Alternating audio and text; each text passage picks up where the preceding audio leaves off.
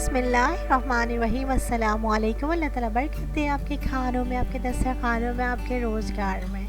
आज जो रेसिपी आपके साथ शेयर करेंगे वो है बड़ी ज़बरदस्त एक भुजिया की रेसिपी, जो कि है आलू मटर गाजर। और इसको हम बहुत से सिंपल से तरीके से हम बनाएंगे और आपके साथ शेयर भी करेंगे।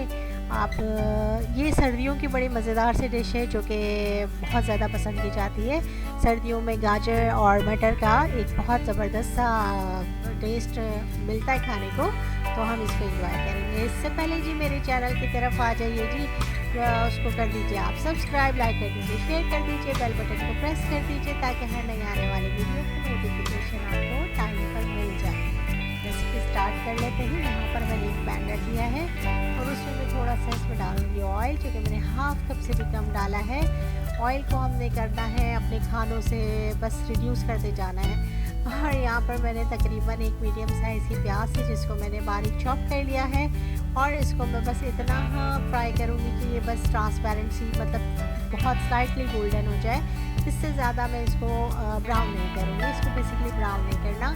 तो यहाँ पर हम इस तरह से डाल लेंगे और ये स्लो पे बस आहिस्ता आहिस्ता प्याज जैसे जैसे होती रहेगी हम इसका वेट करेंगे और फिर उसके बाद डालने के मसाले डालेंगे।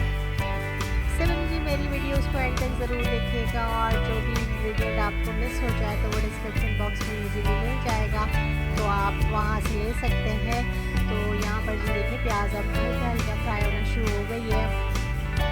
और अच्छा, बहुत सारे लोग इस तरह करते हैं कि मसाला पूरा बनाकर और उसमें फिर सब्जियां डालते हैं, तो यहाँ पर थोड़ा सा मैं डिफरेंट कर लूँगी। और यहाँ पर मैं पहले सब्जियों को डालती हूँ, उसको ऑयल में फ्राई करती हूँ, फिर उसके बाद बाकी के मसाले डालती हूँ।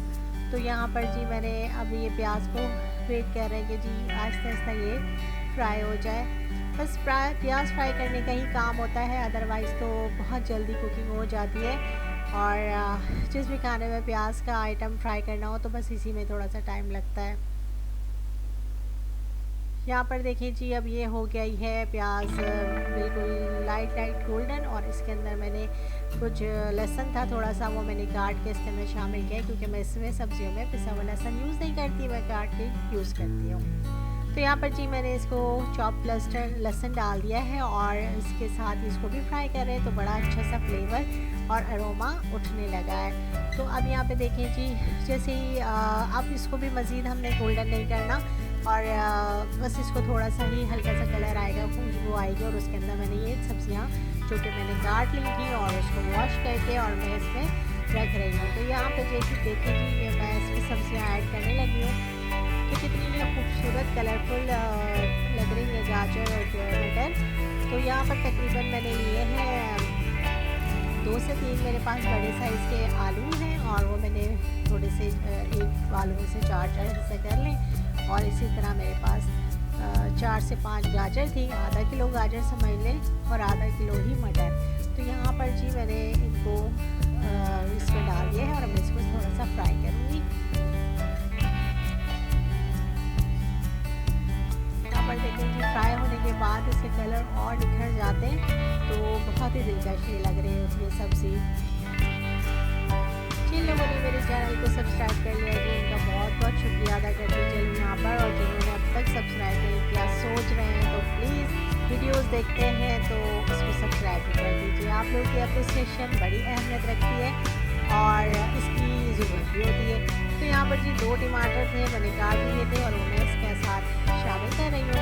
2 टमाटर मैंने इसके अंदर शामिल कर दिया। अच्छा, यहाँ पर मैंने टमाटर बहुत बारीक चॉप नहीं किए और थोड़े मोटे ही रखे हैं, क्योंकि टमाटर के पानी में सब्ज़ी गलेगी। यहाँ पर मैंने हाफ़ टी स्पून नमक डाला है, 1/4 टीस्पून इस पर जा रही है हल्दी,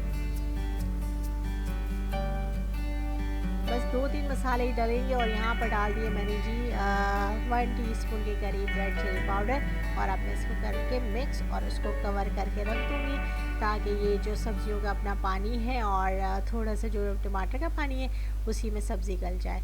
हम बहुत ज़्यादा भर के पानी इसके अंदर नहीं डालेंगे, क्योंकि फिर सब्ज़ी बहुत ज़्यादा गल जाएगी और फिर उसकी शक्ल भी अजीब ख़राब हो जाता है। कलर सब्जियों का अक्सर इसी वजह से ज़्यादा ख़राब हो जाता है कि हम बहुत सारा पानी उसके अंदर डालकर गलाने के लिए रख देते हैं। यहाँ पे बस मैंने स्लाइटली सा इसको मिक्स कर लिया।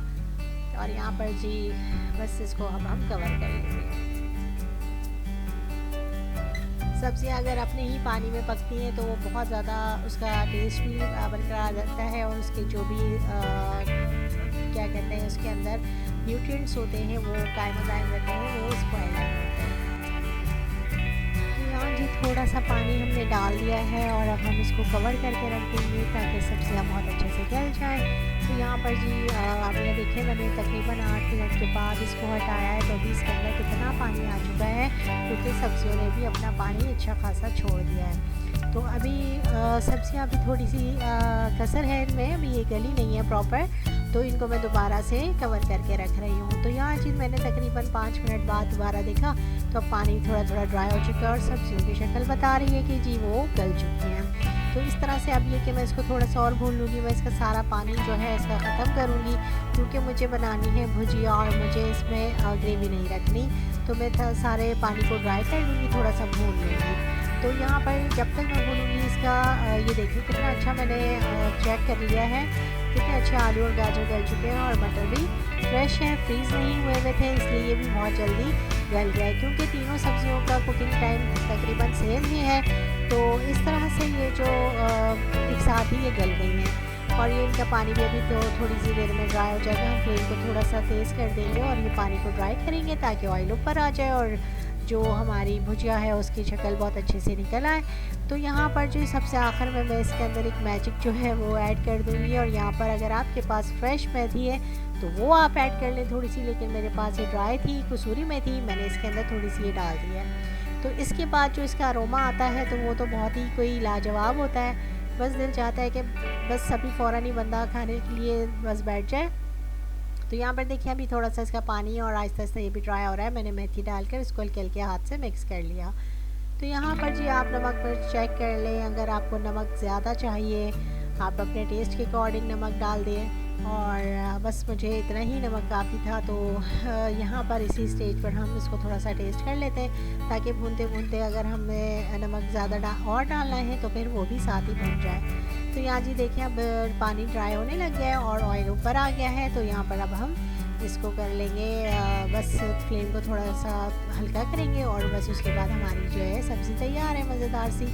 अच्छा जी, इस सब्ज़ी को जो है बस सर्व कर लें आप जो है मछली घी की रोटी के साथ, मक्खन की रोटी के साथ या फिर पराठों के साथ, तो फिर ये लाजवाब सी है और नाश्ते में भी ये बड़ा मज़ा ही देगी। तो ये सब्ज़ी हमारी यहाँ पर तैयार है और आप मेरे चैनल को देखते रहिए, मेरी रेसिपीज़ को लाइक करें, शेयर करें, कमेंट करके बता दिया करें कि कैसी लगती है आपको मेरी रेसिपीज़, और सब्सक्राइब ज़रूर कर दें। देखते हैं आप लोग और सब्सक्राइब करना भूल जाते हैं, लेकिन इसको ब्लैक बटन को भी ज़रा प्रेस कर दीजिए तो सब्सक्राइबर आप सब्सक्राइब कर लीजिए।